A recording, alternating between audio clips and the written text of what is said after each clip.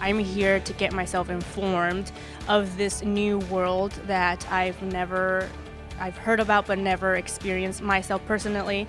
I wasn't aware of all the different type of research and studies that the Mine Institute has for each specific category, you can say, and so that I'm taking that away a lot for myself and for friends that I have too, that I can share that information along. We've heard many good things about the Mine Institute. We're learning about our son's needs.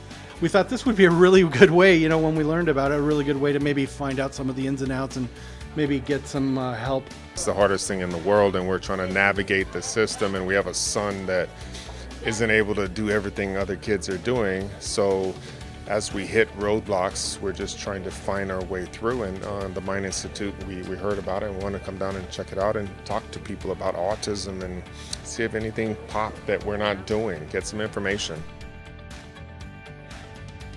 Understanding what we are doing here as an institute in terms of the research that we do, the highly interdisciplinary areas of research. We have genetics, immunologists here, environment, everything that we do here that they may not see if they come here just as in the clinical capacity.